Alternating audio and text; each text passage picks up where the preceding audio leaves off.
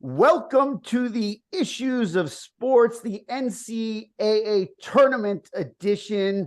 I am Evan Makovsky, and I'm with my partner, Rudy Reyes, and we are coming out of the gates fired up because we have CBS studio analysts for college basketball. It all starts tomorrow.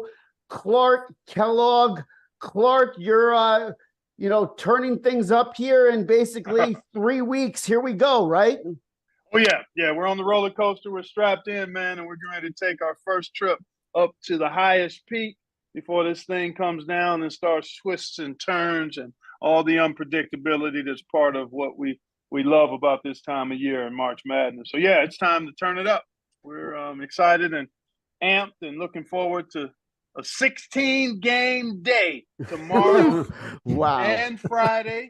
We'll reduce it to 8 on Saturday, 8 on Sunday. So if you do the math, that's 48 games in 4 days.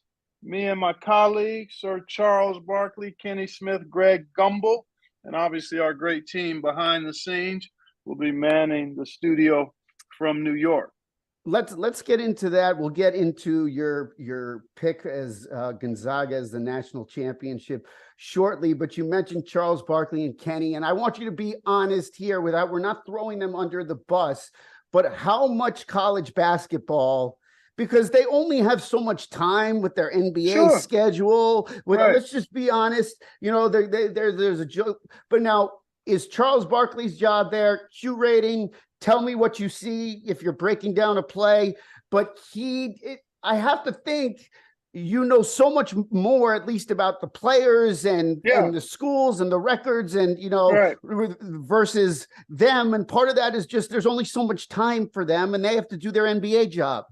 No doubt. We all have a limited amount of bandwidth for what we're called to do. I'm clearly focused on the college basketball season. I start preparing for the tournament in October.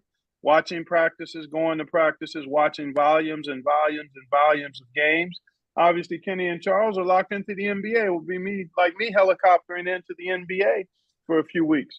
So it works fine, though, because we know basketball. They have a tremendous passion for the game, knowledge of the game. And I'm there because I've been watching these kids all year long, these teams, these coaches. And we can have nice banter off air that actually materializes on air as we're watching games. I mean, the game is not complicated when you've played at the level those guys have played at. And both were tremendous college players, and Charles is a Hall of Famer. Kenny was an outstanding NBA player and the two-time champion. So basketball is basketball, and they know it as well as anybody. Their personalities add tremendously to our coverage. Their insights are on point. And it works. The three of us together, there's great mutual respect. There's great knowledge of the game, passion for the game. And clearly, I mean, I'm watching more and more. So I have reams of information that I can share with the viewer, but also can share with my colleagues. And we do that for the sake of everybody being able to make a really good contribution to elevating and serving the game. And hopefully we're giving you information, but also causing you to exercise your laugh muscles a little bit too. Live muscle, everybody wants to call it bandwidth. I call it manwidth, right? Because that's fine. Yeah. Because you have a lot of guys that are in different locations, reporters, sideline reporters, people that are out of studio, in studio. So a lot of correlation, a lot of communication across the board. When they say madness, there is no joke. I've been to Elite Eights. I've been to Final Fours.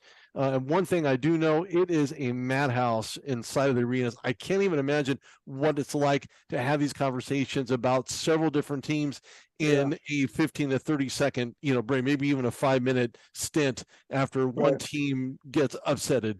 How are you guys able to really kind of dial in and refine this, doing it year after year after year in the studio? How does that work? Yeah, Rude Dog, it's actually staying true to the fundamentals. I mean, we're there to provide insight into the games, and we want to do it in an informative, entertaining fashion. We want to be authentic and real, and that comes across. We love the game. This is a special sporting event. It's one of the most popular sporting events on the calendar, and it is crazy. I mean, behind the scenes, our producers, directors, graphics operators, all of the folks that make up the team are running on adrenaline. You're talking 16 games. starting at noon tomorrow. And we won't get off the air until sometime between 12:15 and maybe 1 a.m. And then we'll have to, hit rinse and repeat and do it again on Friday. And then it gradually starts to wane in terms of the length of days and volume of games to where you get an exhale when you head into the Sweet 16 next week. But really, it's all about preparation, being enthusiastic and engaged in what you're doing, which is very easy to do because of the love affair that we all have with the game. And then the personalities that are there make for a great team.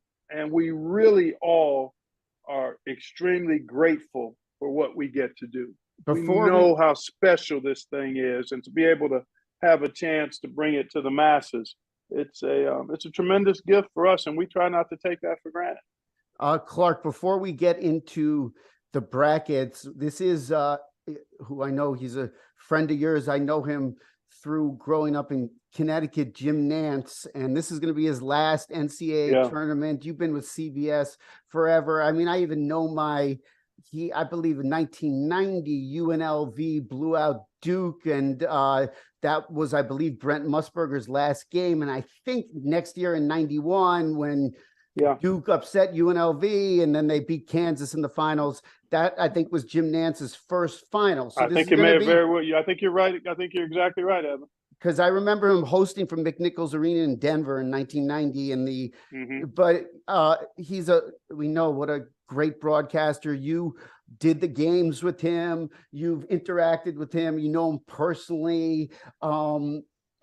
A great broadcaster is in Ian Eagle is supplanting Jim Nance, and Ian Eagle is very worthy of that number one chair. And also another sport in football, Ian Eagle, which Nance is not stepping aside. Ian Eagle's terrific. So I mean, a great broadcaster that is coming in, but Jim Nance is leaving college basketball, and I know University of Houston, where he was Freddie Couples' roommate, I believe, but they're the number one seed, and this is going to be it for college basketball and Jim Nance. What can you say about the broadcaster, his contribution to college basketball, basically calling, the championship game for some semblance of 30 years.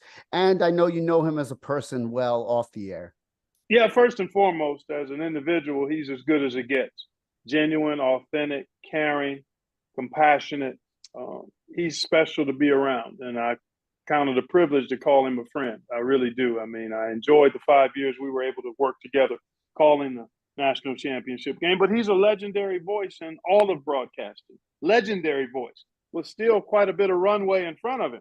He's actually decided to get off the basketball runway in college basketball, but he's had 30 plus years of being the voice of college basketball, not just calling the games, but being a real advocate and ambassador and caregiver and guardian of the game.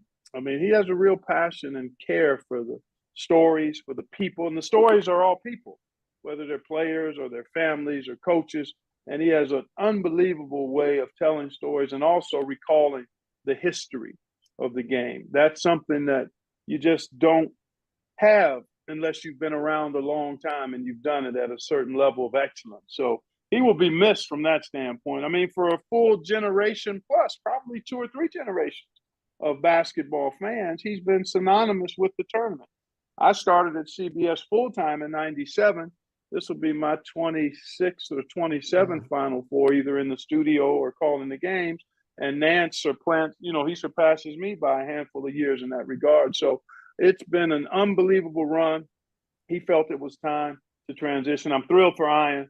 He's one of the outstanding broadcasters in the business. And he's really, I think, he's great at everything he does, Ian, but I think he's really ideal in basketball. He's got a cadence, a rhythm, and he does so much basketball at the NBA level in addition to college. Yeah, so it's a great opportunity, and it just speaks to the quality of our talent pool here at CBS. The continuity, Ian has been there. Him and Spinarco make a fantastic team. I've had the privilege of working with Ian, as have other analysts at CBS, and he too is as good as it gets in his own style and his own way. But Jim, iconic. Hall of Famer, legendary, and has left the game better because of how he served it. and how he served the people in it. He's highly esteemed and greatly admired and respected by his colleagues and peers because he's treated folks with class and dignity, and he's done his work with great class and dignity and excellence. And again, I count it a privilege to be able to reach out to him as a friend. I'm going to miss him, especially you said headway. It makes me think of fairway because I'm sure with that part of his career in retirement mode, he's going to be able to help facilitate his golf game to be that much better because he'll have the time to dedicate playing alongside of Tony Romo. And from what I heard, Tony Romo was very good at golf. Yeah, as well. I think they both have pretty good sticks. I know Tony's got a pretty good one, and Jim is he's working to get to that level as well. Yeah, it just takes time, and of course, don't put me on a golf course; I'll slice it every time. I think college basketball is going to miss probably one of the greatest, if not the greatest, to ever call games, and his fluidity, his verbiage, the way that he does it is just something special. And for those that aren't listening or paying attention, you should go to YouTube. You're going to find some great stuff on Jim Nance. Maybe one day there'll be an Ask 30 for 30 on Jim Nance to go over his career, his highlights, his life, and whatever challenges and adversities have faced him where he's gone above and beyond and went over. So that's certainly something to talk about as well. Oh, no doubt. He's had a wonderful career. He's lived a full life, and it hasn't been without some adversity and challenges. I remember when he lost his dad, recently lost his mom. I mean, none of us are immune to those types of ups and downs, those types of sorrows that are part of living life. And he's encountered them and handled them with the level of grace and fortitude that's admirable. And his work is very public facing because sports is so highly esteemed in our culture and around the world. And those who are playing the game, but also those who are broadcasting, particularly play-by-play announcers, commentators, those people tend to be remembered by the fans of the game and those who are playing and officiating and participating in the game. So it's a really privileged position that we hold, and he's held it with great excellence and real class. And again, he's as good as it gets when you think about who he is as a person and also what he's done. The longevity of excellence in his work is unmatched. One last question, and then I promise we'll get right to the bracket, and then we'll get you out of here. But my last question on broadcasters is one other who I used to interview when you used to come on in St. Louis was Billy Packer, and he passed away somewhat recently. And also another broadcaster that's kind of, out of the spotlight is still alive is Dick Vitale. And since we're talking about it, I thought maybe you could weigh in on those two people because, if you rewind the clock, say when I was in college at Syracuse, I was there 94 to 98. I remember Dick Vitale was in the college bookstore signing books. And I mean, it was like, he was like the rock star was coming to town if he was calling a game. Now I know he doesn't do tournament games. I've heard rumors CBS has asked him this, but whatever it is, if you could just briefly just sum each of them up. You can't sum them up in just a few words, but no, you sure can't. You sure can. But and then I promise we'll get right into the brackets. All right, go ahead. Yeah, I spent 8 years at ESPN. Dick and I never worked together, but we were colleagues and comrades and co-workers. We did the same thing in terms of being analysts. And Dick has had such a unique impact on the game. His enthusiasm, his energy, his unique phraseology. He became quite a personality and was synonymous in many ways with the growth of college basketball, as was Billy Packer, in a different kind of way. Billy's analysis was spot on. He had a tremendous ability to capture and tie in the history of the game to current analysis. Never missed anything when it came to breaking down the game as far as strategy. Always had opinions that were based on research and fact and would cause you to think. Whether you agreed with him or not, he would stir your pot a little bit to cause you to think about the bigger picture. And, you know, as a colleague at CBS, anytime I was with or around Billy, I learned something. I learned something about caring for the game, about keeping the game central, how you think about the game in terms of what's on the horizon. Nobody did it better than Billy Packer. He set a high bar for all of us as analysts because he was not only an analyst, but he was a caretaker and guardian of the game, and he was also a thought leader in the game. That's unique. Dick is much the same way, in a different personality, a different style, but you strip that away, and the fabric of their hearts and their passion for the game was genuine and impactful and leaves a legacy that will continue long after Billy, obviously, sadly, has passed away. But Dick is still going relatively strong for somebody that's 40 years plus. And so we'll see how long that lasts. But both have had have left indelible marks on the people that they interacted with, most importantly, but the game that they loved and called as college basketball commentators. Last year, Clark, Gonzaga was the favorite. Everybody seemed to pick them. They didn't win. They didn't even make the Final Four. They've had, I haven't done the counting, but a handful of years where they've been championship worthy, if you want to use that No term. doubt. And you No said doubt. it's time, basically on the selection show. You said, I'm taking the Gonzaga Bulldogs to win the championship as a 3 seed. Do tell. Yeah, you know, you look across the landscape, it's gotten a lot flatter, guys, because of the transfer portal. More and more teams are older and better, although we don't have the great teams we've had in recent years. You think about Baylor and Gonzaga a couple of years ago, it was pretty clear they had set a gap between themselves and others. You've had years in the past, Kansas in 08, Carolina in 09, Carolina in 05. Was at Memphis and Kansas in 08, Kentucky in 12. I mean, you've had years where it was pretty clear who the best teams were. Whether or not they were going to win it, you always have to play it out, but there was clearly a gap. This year, not so much. Alabama has looked like the most consistent two-way team, but I like Gonzaga because, you know, they always have been efficient offensively. They've gotten better. Their role players have started to become stars in their roles. You think about Watson, you think about Strother as a potential NBA player, so he's got great talent, but he's really taken his game to another level. Bolton is rock solid. Hickman and Salas have started to establish themselves, and Timmy is he's got the most points of any player playing in the tournament in terms of tournament points. He's got the most career tournament points of any active player, and you put that in line with Coach Few. And they've got as good a chance as anybody to be able to win it.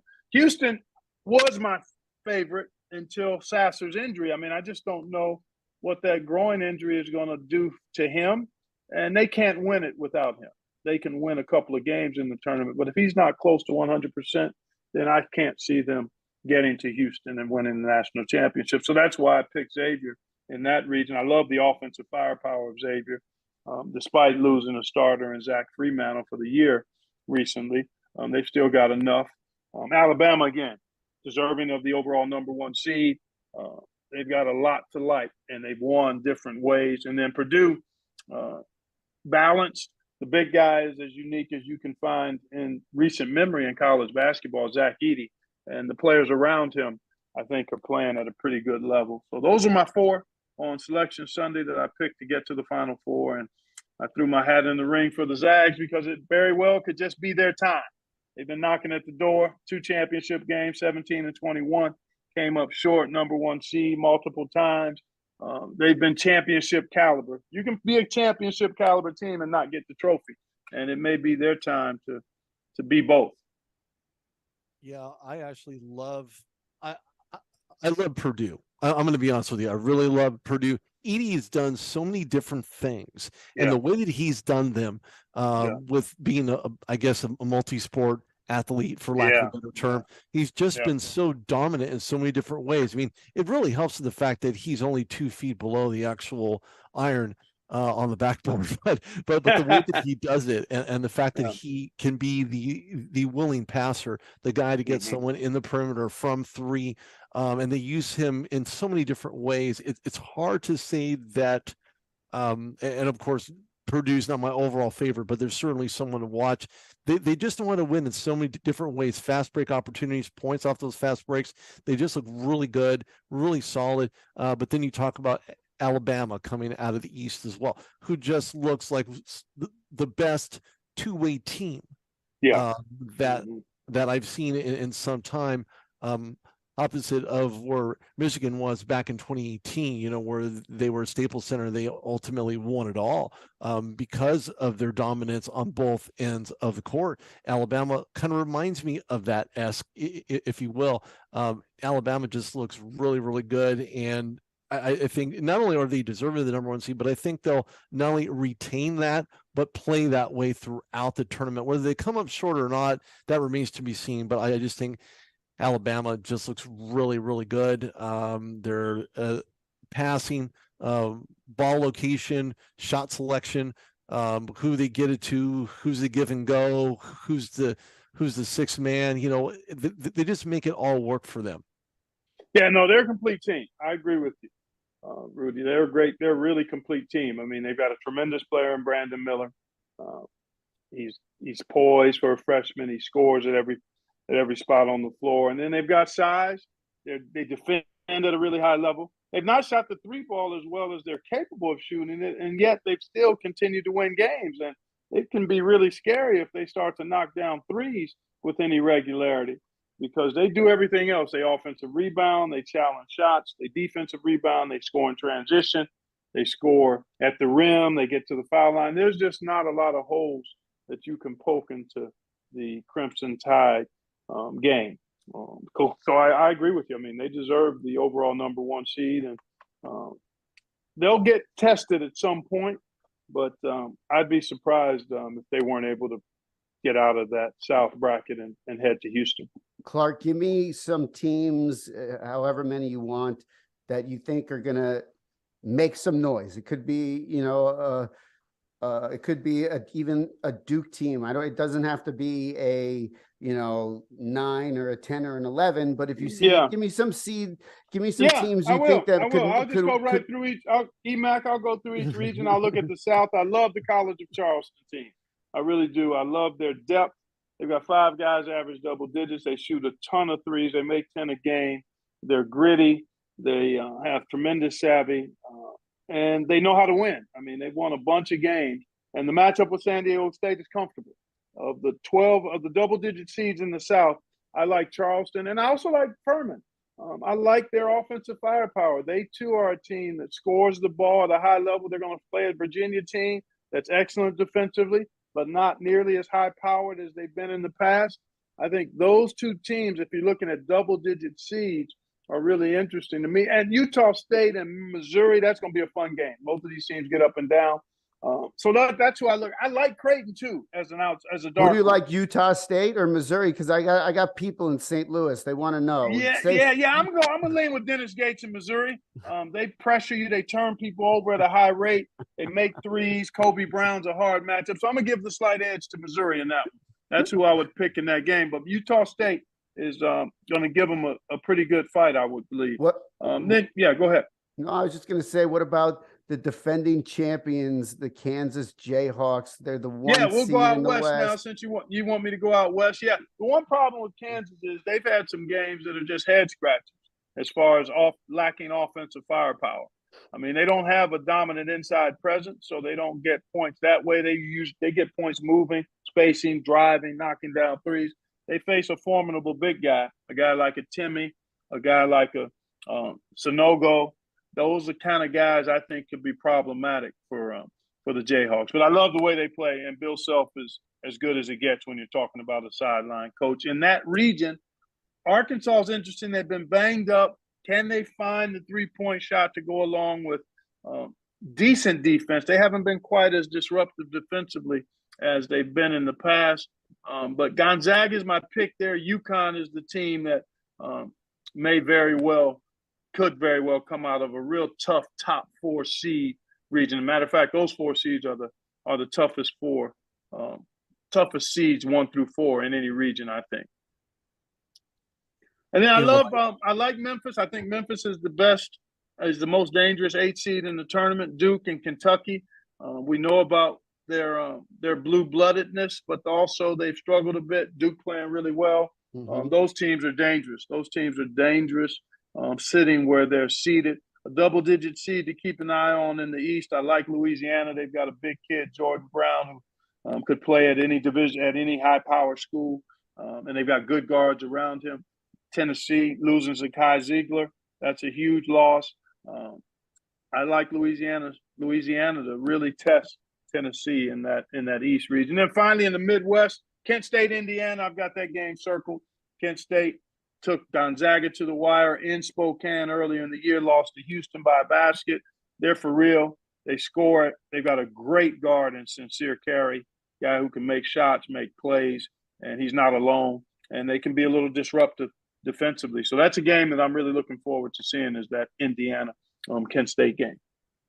Yeah, you know, a head scratcher for me was how Kansas didn't make it to the Midwest region over Houston. I find that very odd. What are your takes on that? Yeah. Exactly. Yeah, you know, I don't dig dig into the weeds of the seeding and the brackets. I actually read Jerry Palm's article today, and he made great points when you talk about balance of the regions and Kansas over Houston. But it's splitting hairs to me, guys. You know, ultimately, sometimes you feel like you've got the short end of the stick on the seeding and the location, and sometimes you end up with better matchups. You know, Jay Wright talked about they dropped from the 1 line to the 2 line one year, and they won the national championship. So you can't get hung up on it. Clearly, it's something to talk about and discuss for those that are into the bracketology elements, and they're valid points. But now the bracket's established. It's about going out and playing now. How do you find a way to advance? And so all of the stuff around what led to where you are has no bearing on whether you're going to advance. What's going to have bearing on whether you advance is how you play. And that's what we're all most interested in. Clark, thank you so much. CBS Sports college basketball studio analyst Clark Kellogg. If you're viewing this tomorrow, it's today. You can watch him. What is it? 16 hours of hoops. 18 it's wall to wall, man. 18 out of 24 hours. You're going to be sleeping in the break room. Is that what's going on? No. I get my rest in my hotel room, E-Mac.